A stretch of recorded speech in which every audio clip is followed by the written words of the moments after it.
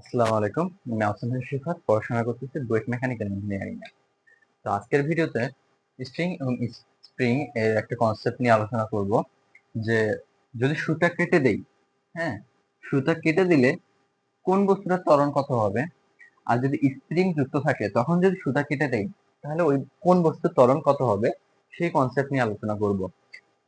এই ভিডিওর মেইন জিনিসটাই হলো জানানো যে স্প্রিং এর ক্ষেত্রে কি হবে আর সুতার ক্ষেত্রে কি হবে এই বিষয়টাই জানানোর জন্য এই ভিডিওটা বানানো। তো দেখো, যদি প্রথমটা নিয়ে যদি আমি আলোচনা করি, তো প্রথমে কি সবকিছু কি সাম্য অবস্থায় আছে। তো সাম্য অবস্থায় থাকার ফলে কি ঘটবে, তোমার কি এই বস্তুর উপর অভিকর্ষজ বল যদি জি এর মান আমি 10 মিটার/সেকেন্ড স্কোয়ার নিয়ে যদি হিসাব করতে থাকি, তাহলে এই বস্তুটার অভিকর্ষজ বল কত? 40 নিউটন। 2 কেজির জন্য 20 নিউটন। এখন দেখো, যেহেতু একটা সুতা যুক্ত আছে, তাহলে কি সুতার মধ্যে একটা টেনশন ফোর্স কাজ করবে উপরের দিকে এই বস্তুটার বিপরীতে। তাহলে টি ইকুয়াল কত হবে বলতো? যেহেতু সাম্য অবস্থায় আছে, নিচে 40 নিউটন, উপরেও 40 নিউটন হইতে হবে, তাহলে কি সাম্য অবস্থায় থাকবে। তাহলে টি এর মানটা কত? এটাও 40 নিউটন হবে। আর একটা সুতাতে যে কোনো বিন্দুতে তোমার যদি সে আইডিয়াল স্ট্রিং হয়, তার যদি কোনো ওজন না থাকে, সে যদি কখনো যদি না ফিরে যায়, তাহলে কি ঘটনা ঘটবে? পুরাটা সুতা জুড়ে প্রত্যেকটা বিন্দুতে টেনশন ফোর্সের পরিমাণ কি হবে? তাহলে এই সুতার উপর নিচের দিকে কি টেনশন ফোর্স কত হবে? 40 নিউটনই হবে। তো এখন দেখো তো, যদি আমি এইভাবে চিন্তা করি, এই বস্তুটাকে নিচে 40 নিউটন প্লাস 20 নিউটন বলে নিচের দিকে টানতেছে, তাহলে উপরের দিকে সাম্য অবস্থায় থাকতে হলে নিচে 60 নিউটন হইতে হবে। আবার যদি এভাবে চিন্তা না করে যদি এভাবে চিন্তা করো, পুরোটা কি 6 কেজি, 6 কেজির জন্য কত নিউটন নিচে দিয়ে কাজ করতেছে? 60 নিউটন। তাহলে সেই সুতোটা উপর দিয়ে কত নিউটন দিচ্ছে? 60 নিউটন। তো সবগুলো আমরা ফোর্স এখানে এঁকে নিলাম। এখন কথা হলো, আমি যদি এখানে যদি সুতাটা কেটে দেই তাহলে কি হবে? তো সুতা কেটে দিলে এই তো ছিঁড়ে নিচে পড়বে, আর ও কি উপরে উঠবে? এটা তো চিন্তার বিষয়। তো উপরেই যদি উঠে কত ত্বরণে উঠবে? যখন ছিঁড়ে দিব তখন তো নিচেই মুক্ত ভাবে পড়ে যাবে, ভালো কথা। যদি মুক্ত ভাবে পড়ে যায় তখন তো যে যে ত্বরণেই নিচে নামবে। এখন কথা হলো, যদি আমি এটাকে কেটে দেই তাহলে দেখো, এই সুতা জুড়ে আমার টি এর মান কি চেঞ্জ হবে কি হবে না, এটাই হলো মেন কথা। একটা সুতা স্প্রিং, মনে রাখবো যে সুতাকে যখন আমরা কেটে দিব বা কিছু করব, সুতা কিন্তু তার যে টেনশন ফোর্সটা ক্রিয়েট হয় স্প্রিং এর, তো সেই টেনশন ফোর্সটা ইমিডিয়েটলি সাথে সাথে চেঞ্জ করে দিতে পারবে। কারণ কি, স্প্রিং এর একটা কনসেপ্ট কি ছিল, সে টান টান অবস্থানে থাকলেই টেনশন ফোর্স ক্রিয়েট হবে। যদি সে টান টান অবস্থানে না থাকে, ধরো এরকম স্লাক হয়ে গেছে, মানে নড়বড়ে হয়ে গেছে, তখন কি টেনশন ফোর্স থাকবে? থাকবে না, তখন কিন্তু টেনশন ফোর্স জিরো। তার মানে টেনশন ফোর্সের একটা কনসেপ্টই হইলো, যদি মানে তাকে টান টান অবস্থায় থাকতে হবে বা টান টান টান হওয়ার প্রবণতা থাকতে হবে। তো যখনই আমি কেটে দিব তখনই কি তারটা এরকম হয়ে যাবে না, তার মধ্যে তো কোনো টেনশন থাকবে না, সে ইমিডিয়েটলি চেঞ্জ করতে পারবে। তাহলে স্ট্রিং যে আছে সে কি ইমিডিয়েটলি চেঞ্জ করতে পারে, ইমিডিয়েটলি চেঞ্জ হইতে পারে। তো যখন তুমি কেটে দিলাম, আচ্ছা কেটে দিলাম, তাহলে এখানে টেনশন ফোর্স কি হয়ে যাবে বলো তো? উপরের দিকে টেনশন ফোর্স জিরো হয়ে যাবে। উপরের দিকে যদি টেনশন ফোর্স জিরো হয়, তাহলে এ কি জাস্ট অভিকর্ষর বলের প্রভাবে 40 নিউটন এসে নিচে পড়তেছে। তাহলে এই বস্তুটার ত্বরণ কি হচ্ছে? জি হচ্ছে না, জি মিটার/সেকেন্ড স্কোয়ার বেগে ত্বরণে ও নিচে নামতেছে। ভালো কথা, নিচেরটা তো ইজিলি হয়ে গেল। এখন উপরেরটা দেখো তো, এই সুতাটাও তো নড়বড়া হয়ে গেল, তাহলে এখানকার টেনশন ফোর্সটা কি হয়ে যাবে? 0 নিউটন হয়ে যাবে। তো 0 নিউটন যদি হয়ে যায় তাহলে কি হবে বলতো? এই এই স্ট্রিংটা তখন কি টান টান অবস্থান আছে, আগে থেকে আছে, ভালো কথা, কিন্তু নিচের দিকে তো 40 নিউটন কমে গেছে। তাহলে উপরেরটা কি সাথে সাথে নিজেকে চেঞ্জ করবে, চেঞ্জ করে নিচের দিকে জাস্ট 20 কাজ করতেছিল, এখন কি কাজ করবে নতুন করে? তখন আর 60 থাকবে না, তখন 20 নিউটন হয়ে যাবে। তার মানে কি এটা সাম্য অবস্থানে থাকতেছে, ও যেখানে আছে সেখানে থাকতেছে। বুঝতে পারছি? তো দেখো, যেহেতু স্প্রিং ফোর্স নিজেকে ইমিডিয়েটলি চেঞ্জ করতে পারতেছে, তার মানে কি স্প্রিং ফোর্সটা ও জাস্ট এমনি আছে, যদি আমি নিচ থেকে কোনো বস্তু কেটেও দেই ও অমনেই থাকবে। কারণ কি ও ইমিডিয়েটলি নিজের ফোর্সটা চেঞ্জ করতে পারে। তাহলে এইটা কি সেখানে থাকবে। তার ত্বরণ কি হলো? 0 মিটার/সেকেন্ড স্কোয়ার। প্রথমটা হলো, এটা বুঝলাম। তো এখান থেকে মনে রাখার বিষয় স্প্রিং সম্পর্কে যে কনসেপ্টটা, যে স্প্রিং মানে সুতার যে টেনশন ফোর্সের কনসেপ্ট, সেটা কি ইমিডিয়েটলি চেঞ্জ হইতে পারবে। সে তার সম্প্রসারণ হয় না, বা সম্প্রসারণ হয় না যে ওর মধ্যে কোনো বিভব শক্তি স্টোর হবে, যার কারণে ওর আর কি ফোর্স টোর্স অন্য কিছু কাহিনী ঘটবে, ওরকম তো হয় না।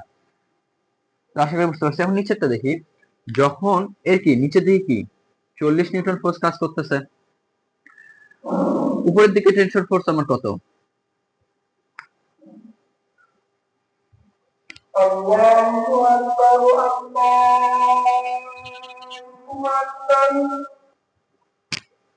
তো চলো আজানা পর আবার শুরু করতেছি। তো দেখো এই নিচের দিকে কি 40 নিউটন ফোর্স নিচের দিকে অভিকর্ষ অভিকর্ষ ত্বরণের কারণে ক্রিয়েট হইলো, তাহলে উপরের দিকে কি হবে? সাম্য অবস্থায় যেহেতু আছে, এই তারের টেনশন ফোর্স কি হবে? 40 নিউটন। তো নিচের দিকে কি হবে? টেনশন ফোর্স কত? 40 নিউটন। ভালো কথা। আবার এই বস্তুটা নিচের দিকে কি নিজের ওজনের জন্য কি 20 নিউটন আসবে না অভিকর্ষ ত্বরণের জন্য? এখন আসো স্প্রিংটা কি? স্প্রিং এই দুইটা বস্তুর ওজনকে ক্যারি করতেছে, তার মানে কি সে প্রসারণ হয়েছে, এক্স পরিমাণ প্রসারণ হওয়ার কারণে সে উপরের দিকে কে এক্স পরিমাণ ফোর্স আর কি লাগতেছে, স্প্রিং এর ক্রিয়েট হয়েছে, তাহলে নিচের দিকে কে এক্স থাকবে। আচ্ছা ভালো কথা। তো এই কে এক্স পরিমাণ স্প্রিং ফোর্সটাই তো এই 6 কেজি বস্তুর ওজন দুটাকে আর কি টেনে ধরে আছে, তাহলে কে এক্স এর মান কি হবে বলতো? 60 নিউটন হবে না? কারণ এই 60 নিউটন ফোর্সের কারণে তো নিচে একটু প্রসারণ ঘটাইছে, তাহলে সাম্য অবস্থায় থাকার জন্য কি কে এক্স ইকুয়াল 60 নিউটন হবে। এখন কথা হলো সবকিছু যদি এখন সাম্য অবস্থায় আছে, কেউ নড়তেওছে না চড়তেওছে না, এখন যদি আমি কেটে দেই তাহলে কি ঘটনা ঘটবে? যদি কেটে দেই তাহলে তো স্প্রিং সুতার জন্য কি সাথে সাথে টেনশন ফোর্স, যদি কেটে দেই তাহলে সুতার জন্য কি সাথে সাথে টেনশন ফোর্স উপরের দিকে জিরো হয়ে যাবে, এগুলো কি হয়ে যাবে তখন? জিরো হয়ে যাবে। এটাও কি হয়ে যাবে? জিরো হয়ে যাবে। Zero Newton, zero Newton. কারণ কি সে ইমিডিয়েটলি নিজেকে চেঞ্জ করতে পারে। তো উপরের দিকে কিছু থাকতেছে না, নিচের দিকে শুধু থাকতেছে 40 নিউটন। তাহলে কি এই জাস্ট অভিকর্ষের কারণে নিচের দিকে পড়তেছে আগের মতো, এই পোর্শনটা আর এই পোর্শনটা তো সেম, তাহলে এই জি ত্বরণের নিচের দিকে নামতেছে। ভালো কথা। এখন উপরেরটার ক্ষেত্রে যদি চিন্তা করি, তাহলে নিচের দিকে শুধু আছে 20 নিউটন, আর স্প্রিং কি বলতো, ও কি সাথে সাথে নিজের যে ফোর্সটা ও ক্রিয়েট হয়েছে, বাট রিস্টোরি ফোর্স যেটা আবার যে আগের অবস্থাকে নিয়ে আসার প্রবণতা যেটা তৈরি হয়েছে, সেটা কি সাথে সাথে চেঞ্জ হবে না স্মরণ হওয়ার পর চেঞ্জ হবে? এফ এস ইকুয়াল কি বলতো? কে এক্স না? কার উপর ডিপেন্ড করতেছে? এক্স এর উপর ডিপেন্ড করতেছে। সে তো টান খাওয়ার পর সাম্য অবস্থান থেকে নিচে নামছে এক্স পরিমাণ। তো এইখানে যখন কেটে দিলাম, ওকে সাথে সাথে এই এক্সটা কি চেঞ্জ করে এই পজিশনে আসতে পারবে? আসতে পারবে না, ওকে ধীরে ধীরে চেঞ্জ হয়ে আসতে হবে, এক্স এর মানটা চেঞ্জ করে আসতে হবে। তার মানে কি ও ইমিডিয়েটলি নিজেকে চেঞ্জ করতেছে না, মানে এফ ইমিডিয়েটলি নিজেকে চেঞ্জ করে না। এটা ক্ষেত্রে করে, এটা ক্ষেত্রে করে না। তাহলে দেখো উপরের দিকে ওই মুহূর্তে যখন কেটে দিছি, সেই মুহূর্তে উপরে কি 60 নিউটন থাকবে না? এরপরে যখন উপরের দিকে তো একটা ত্বরণ ক্রিয়েট হবে, এখন ত্বরণ ক্রিয়েট হবে না, এখানে কি নেট নেট ফোর্স কি 60 মাইনাস 20, তাহলে ত্বরণ কি হবে? নেট ফোর্স ডিভাইডেড বাই ওজন, ওজন কি 2 কেজি, তাহলে কি আসতেছে বলতো? 20 মিটার পার সেকেন্ড স্কোয়ার। এত ত্বরণে সে উপরের দিকে উঠতেছে। এটা কোন মুহূর্তে? কোন মুহূর্তে 20 মিটার পার সেকেন্ড? যখন জাস্ট কেটে দিছি তখন। এরপর কি এ একটু উপরে উঠলো, তখন কি এক্স এর পরিমাণ চেঞ্জ হয়ে গেল, তার মানে কি 60 নিউটন তখন আর থাকবে? থাকবে না, তখন ধীরে ধীরে চেঞ্জ হয়ে ফোর্সের মানটা জিরো হয়ে যাবে, উপরে যাবে আবার নিচে নামবে, এরকম ঘটনা ঘটবে। তো আমরা এটা বাহির করতেছি, এই ত্বরণটা বাহির করতেছি যে মুহূর্তে কেটে দিচ্ছি সেই মুহূর্তে। তো পাইলাম এই বস্তুটা কেটে দেওয়ার পর কি হবে? উপরে 20 মিটার পার সেকেন্ড স্কোয়ার বেগে ত্বরণে যাবে, আরে কি জি ত্বরণের নিচে নামবে। হইলো। এখন আসো আরেকটা জিনিস জাস্ট বলবো, সেটা হইলো, এটা তো জানলাম। এখন যদি তোমাকে বলি, ধরো এটা জোড়া লাগাই দিলাম, এখন বললাম এখানে কেটে দিব, তার মানে কি উপরের দিকে তো আর কোনো কেউ টানতেছে না, তাহলে এরা কি মুক্তভাবে জি ত্বরণের নিচে নামবে। ঠিক আছে, এটা তো সিম্পল। এখন তোমাকে যদি এরকম দিতাম যে আসছে, ভালো কথা, এখন এখানে এখানে সুতা দিলাম, এখানে বস্তু দিলাম 2 কেজি, আর নিচে আমি স্প্রিং লাগাই দিলাম, এখানে দিলাম 4 কেজি, তাহলে কি ঘটনা ঘটবে বলতো? আমি যদি এখানে কেটে দেই, আমি যদি এখানে কেটে দেই, তাহলে কি ঘটনা ঘটবে? তো প্রথমে আমি কি কাটার আগের অবস্থাটা চিন্তা করি। কাটার আগে কি ছিল বলতো? নিচে 40 নিউটন, এখানে 20 নিউটন, এই স্প্রিংটা এই এতো উপরের দিকে টেনে ধরছে, এটাও নিচের দিকে টেনে ধরছে। স্প্রিং এর কি দুই দিকে যদি এফ পরিমাণে যদি টানি, তাহলে এই স্প্রিং জুড়ে কত নিউটন ফোর্স কাজ করে? F Newton. 2F কিন্তু না, কারণ তুমি ধরো এইদিকে কোনো বাধাই নাই, বা ওইদিকে ধরো বাধা নাই, আমি টানতেছি, তো আমি এটা ধরো স্প্রিং, আমি টানতেছি, টানতে টানতে কি ও তো আমার সাথে চলে আসবে। কোনো কি স্প্রিং এর মধ্যে কোনো ফোর্স ক্রিয়েট হবে? হবে না কিন্তু। এখন যদি দেওয়ালের সাথে আমি এটা যদি বাঁধে দেই, বাঁধে যদি টানি, তাহলে কি আমি যতটুকু টানতেছি দেওয়ালও অতটুকু টানতেছে। সেম হিসাবটাও এখানে, এদিকে এফ পরিমাণ টানতেছি, এদিকেও এফ পরিমাণ টানতেছি, যার কারণে স্প্রিংটা প্রসারণ করতেছে। যদি এ না থাকে তখন তো এ সামনের দিকে একটা বেগ নিয়ে বা ত্বরণ নিয়ে চলে আসবে, তাই না? তো বুঝতে পারলাম দুই দিকে এফ পরিমাণ কাজ করবে, সেম পরিমাণ স্প্রিং কাজ করবে। তাহলে ধরো এই কে এক্স পরিমাণ প্রসারণ করছে, তাহলে উপর দিয়ে কি থাকবে? কে এক্স, এটারও নিচে দিয়ে কে এক্স। তো কে এক্স এর মান কত হবে? যেহেতু আগে স্থির ছিল সবাই, তাহলে এই কে এক্স আর 40 সমান হবে না? এফ এর জিরো হইতে হবে, তাহলে সমান। এটাও 40 নিউটন, এটাও কি 40 নিউটন। এখন কথা হলো, আর উপরের দিকে সুতা কি ছিল বলতো? পুরো জিনিসটাকে নিয়েছিল 60 নিউটন। এখন যখন আমি কেটে দিব, তখন কি এই 60 নিউটন টেনশন ফোর্স সাথে সাথে চেঞ্জ হয়ে নিচে গিয়ে জিরো বানাই দিবে। তো জিরো বানাই দিলে এটা কি হয়ে যাবে? Zero Newton. আচ্ছা, জিরো নিউটন হয়ে গেল। এই স্প্রিং ফোর্স কি সাথে সাথে চেঞ্জ হবে? হবে না তো। আমরা কি জানলাম? সে তো এক্স এর উপর নির্ভরশীল, এক্স এর অবস্থানের পরিবর্তন ঘটবে, ওর ফোর্সের পরিমাণটারও পরিবর্তন ঘটবে। তো এখন কি হবে বলতো? নিচেরটার ক্ষেত্রে দেখো তো, নিচেরটার ক্ষেত্রে প্রথমে লক্ষ্য করি, যখন কেটে দিছি সেই মুহূর্তে কি উপরে 40, নিচের দিকেও 40, তা 40 মাইনাস 40, এফ নেট কি হয়ে গেল? জিরো। তাহলে এই ক্ষেত্রে কি ত্বরণ থাকবে? এই ক্ষেত্রে কি ত্বরণ থাকতেছে না, ও ওখানে স্থির থাকতেছে ওই মুহূর্তে, 0 মিটার পার সেকেন্ড স্কয়ার ত্বরণ। ঠিক আছে? এটার ক্ষেত্রে দেখো তো, নিচের দিকে 40 আর 20, 60 নিউটন নিচের দিকে, আর উপরের দিকে কি জিরো না? তাহলে নিচের দিকেই যাবে কত ত্বরণে? এই কল কি হবে? 60 প্লাস 20 ডিভাইডেড বাই 2, আর ওজন 2 কেজি। তাহলে ত্বরণ কি হবে?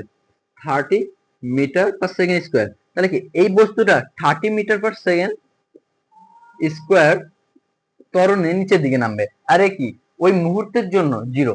এখন কথা হলো, এই যে মানটা বাই করলাম, আবার কিন্তু আমি বলে দিচ্ছি, আবার ভালো করে শুনে নাও, আমি যে এই মানটা বাই করলাম যখন কেটে দিলাম, শুধু সেই মুহূর্তের জন্যই।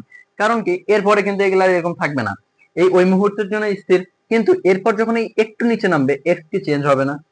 এক্স চেঞ্জ হয়ে কি ফোর্সের মানটা কি কমে যাবে না? ফোর্সের মান কমে গেলে ত্বরণের মানটাও কমে যাবে।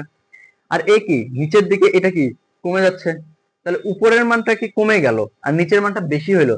তার মানে কি নিচের দিকে একটু এক্সটার্নাল ফোর্স ক্রিয়েট হইলো, আর এফ নেট জিরো থাকলো না। তার মানে কি এ নিচের দিকে আবার গতিশীল হওয়া শুরু করবে। এভাবে যখন এটা জিরো হয়ে যাবে, তখন কি দুইজন বাড়ি খাবে, বাড়ি খাওয়ার মতো হবে, বাড়ি খাওয়ার মতো হয়ে আবার প্রসারণ হয়ে নিচে পড়ে যাবে, এরকম ঘটনা ঘটবে। কিন্তু আমরা যেটা বাহির করলাম, সেটা কি ওই মুহূর্তের জন্য, কেটে দেওয়ার মুহূর্তের জন্য কি ত্বরণটা হবে বা কিরকম পরিবর্তন হবে সেটার জন্য। তো এখানে আমি জাস্ট এই কনসেপ্টটা দেওয়ার জন্য যে স্প্রিং মানে সুতার ক্ষেত্রে ইমিডিয়েটলি টেনশন ফোর্স চেঞ্জ হবে, আর স্প্রিং এর ক্ষেত্রে যেহেতু ওটা এক্স এর উপর ডিপেন্ডেন্ট, সেহেতু স্প্রিং এর ক্ষেত্রে ধীরে ধীরে চেঞ্জ হবে, সাথে সাথে সে জিরো হবে না। এই কেটে দেওয়ার মুহূর্তে ও যেরকম ছিল ওই মুহূর্তে ওইরকমই ছিল, এরপর ধীরে ধীরে চেঞ্জ হয়ে জিরো হয়ে যাবে। ঠিক আছে? তো এইটাই হলো মেইন কনসেপ্টটা আমার ছিল, যার কারণে এই ভিডিওটা বানানো, যে সুতার ক্ষেত্রে কি হয় আর স্প্রিং এর ক্ষেত্রে কি হয়। তো আমাদের একটা গ্রুপ আছে, আমরা যেটা ক্রিয়েট করছি আমি আর মোসাদ্দেক মিলে, মোসাদ্দেক রুয়েট সিএসসি তে পড়তেছে। তো ইকুইফাই ফিল দা ইকুয়েশন, এই গ্রুপে তোমরা জয়েন হয়ে যাবা। সেখানে বিভিন্ন ধরনের কনসেপচুয়াল জিনিসপাতি আর কি দেওয়া হবে, ফিজিক্স, ম্যাথ এবং মাঝে মাঝে কেমিস্ট্রি, আইসিটির উপরে, মানে আইসিটির উপর কোর্স দেওয়া হবে, কিন্তু কেমিস্ট্রি মাঝে মাঝে দেওয়া হবে। তো সেখানে মূলত এখন রিক্যাপ সিরিজ নিয়ে কাজ করা হচ্ছে ফিজিক্স এর। তো তোমরা এইচএসসি 26, 27, 28 জয়েন হয়ে যাবে ইনশাল্লাহ। আজকে এই ভিডিও এই পর্যন্তই। আসসালামু আলাইকুম।